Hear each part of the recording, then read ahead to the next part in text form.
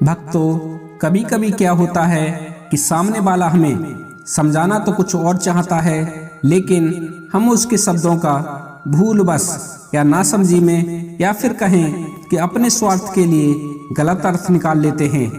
जैसे रामचरितमानस में एक चौपाई है, ढोल गवार शूद्र पशु नारी सकल ताड़ना के अधिकारी।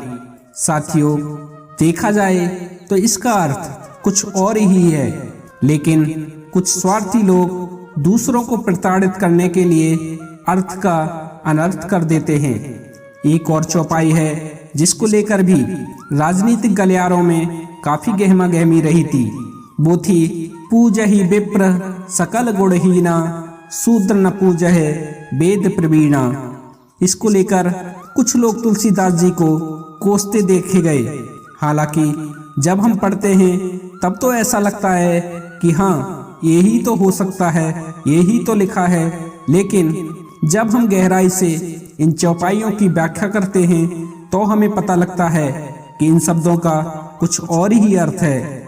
ऐसी ही एक कहानी को लेकर आज हम आपके मध्य हाजिर हुए हैं, जिसमें एक पिता अपने पुत्र को समझाना तो कुछ और ही चाहता था, लेकिन उसका वो मूर्ख पुत्र उसके शब्दों को कुछ और ही समझ लेता है, जिसके परिणाम स्वरूप वो खुद तो दुख झेलता ही है, साथ ही साथ आस पड़ोस वालों को भी उसके कारण दुख उठाने पड़ते हैं। और अंत में उसकी समझदार पत्नी बताती है कि तुम्हारे पिताजी मरने से पहले तुम्हें क्या समझाना चाहते थे।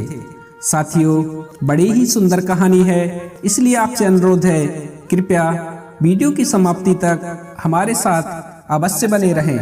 साथियों, बहुत समय पहले की बात है कि एक नगर में एक साहूकार रहता था।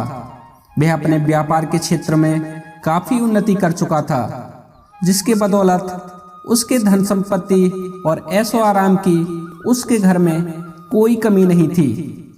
लेकिन एक बात जो उसे खाई जा रही थी कि मेरे मरने के बाद मेरे बेटे का जीवन कैसे संभलेगा, कैसे वो अपनी घर गृहस्थी को मेरे जाने के बाद आगे बढ़ाएगा, क्योंकि उसका बेटा जो था वो दिमाग से बिल्कुल ही पैदल था।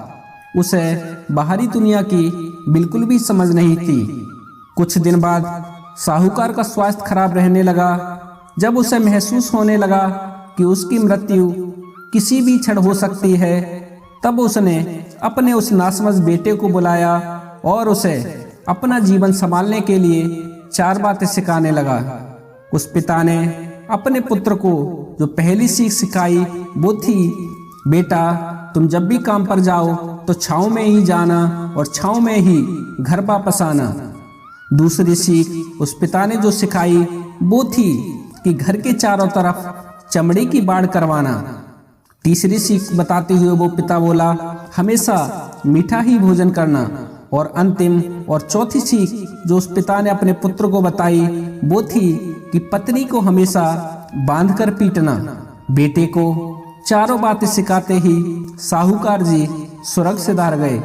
अब बेटे ने अपने पिता की चारों बातें अपने जहन में बैठाई और एक नई जिंदगी की शुरुआत करने लगा। जब उसका काम धंधे पर जाने का समय आया तो उसे अपने पिता की पहली बात याद आ गई कि पिता ने कहा था, कभी भी काम पर जाएं तो छांव में ही जाना और छांव में ही घर वापस आना। चूंकि पैसों की कोई कमी नहीं थी, इसलिए उसने ये बात याद करके अपने घर से ऑफिस तक बड़े टेंट लगवा दिए ताकि धूप से बचा जा सके। पिता की यह बात याद करके कि अपने घर के चारों तरफ चमड़े की बाउंड्री कराना, तो उसने अपने घर के चारों तरफ भैंस के चमड़े की बाउंड्री बनवा दी, जिसकी बदबू के कारण आस पड़ोस के लोग दुखी रहने लगे।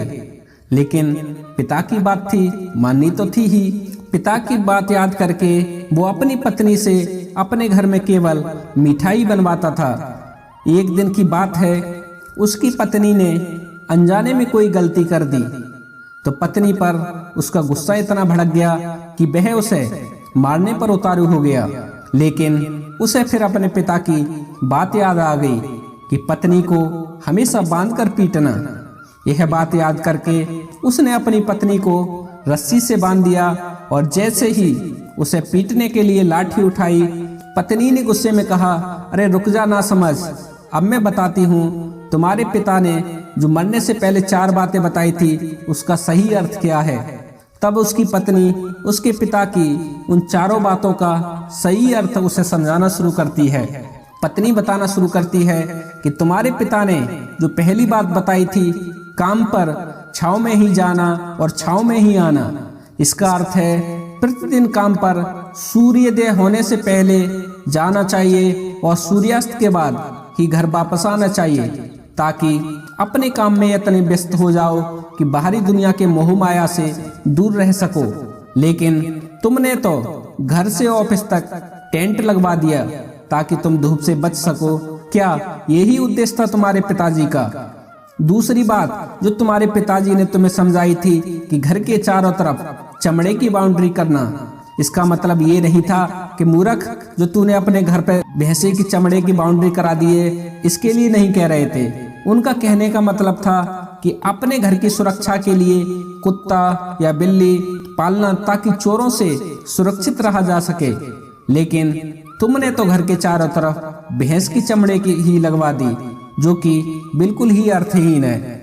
तीसरी बात जो तुम्हारे पिताजी ने तुम्हें सिखाई थी कि हमेशा मीठा भोजन करना, इसका मतलब ये नहीं था कि हमेशा खीर पूड़ी ही खाना और मीठे ही पकवान बनवाना। मूर्ख, इसका मतलब ये था कि भूख तेज लगने पर ही भोजन करना। इससे एक सूखी रोटी भी मीठे भोजन समान संतुष्टि देगी। जब किसी को बहुत तेज भूख लगती है तो वह यह कहकर भोजन का अपमान नहीं करता कि ये तुमने क्या बना दिया, भला ये भी कोई खाया जाता है, ये तुच्छ लोगों के काम होते हैं और तुम मुझसे प्रतिदिन मीठा भोजन बनवाते हो जो मनुष्य को गंभीर बीमारी की ओर ले जाता है।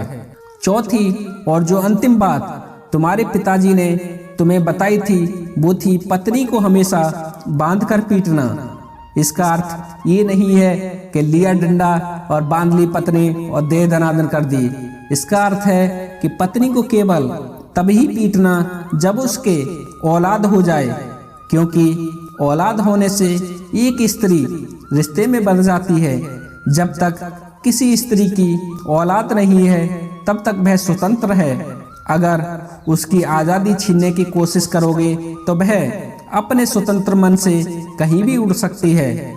साथियों, देखा उसके पिता ने सिखाया कुछ और था और बेटा सीख कुछ और गया। उसकी पत्नी इतने दिनों से मौन इसलिए थी क्योंकि वह अपने पति के नासमझ दिमाग को भली भांति जानती थी, इसलिए उसने अपने पति को उसके हाल पर छोड़ दिया। लेकिन नौबत जब सच में उसके ऊपर आ गई तो वह भड़क उठी और उसे अपनी चुप्पी तोड़नी पड़ी। तो साथियों, कैसी लगी हमारी ये आज की कहानी?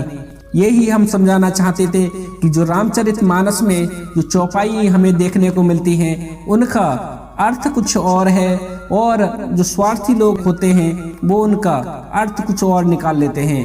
इसलिए साथियों, भटकने की जरूरत नहीं है। यदि तुम इन चौपाइयों का सही अर्थ जानना चाहते हो तो आप हमें कमेंट करें, हम आपको बताएंगे कि इन चौपाइयों का सही अर्थ क्या है। वरना एक पिता ने जो अपने मूर्ख पुत्र को समझाई थी, वैसा ही इन मूर्खों से हम समझकर इन चौपाइयों का गलत अर्थ निकालते रहेंगे। मेरा इस वीडियो को बनाने का यही मकसद था। आशा करता हूँ आपको मेरी बात समझ आ गई होगी। यदि वीडियो पसंद आया हो तो कृपया वीडियो को लाइक करें और कमेंट में जय श्री कृष्णा, जय श्री राधे अवश्य लिखें। साथियों, यदि आप हमारे चैनल पर पहली बार आए हैं तो कृपया हमारे चैनल को भी सब्सक्राइब करें। आपका एक सब्सक्राइब हमारे लिए बहुत कीमती है। आपके एक सब्सक्राइब से ही हमारी सत्यार्थ दर्शन फैमिली बनती है। तो साथियों, इसी आशा के साथ कि आप हमारे चैनल को जरूर सब्सक्राइब करेंगे, इसी के साथ मैं अपनी वाणी को विराम देता हूं।